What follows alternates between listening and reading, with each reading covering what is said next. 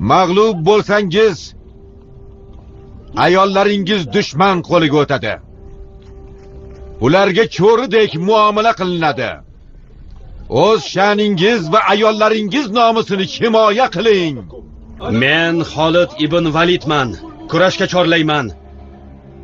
Kim menga bas kelishiga ko'zi yetsa maydonga chiqsin.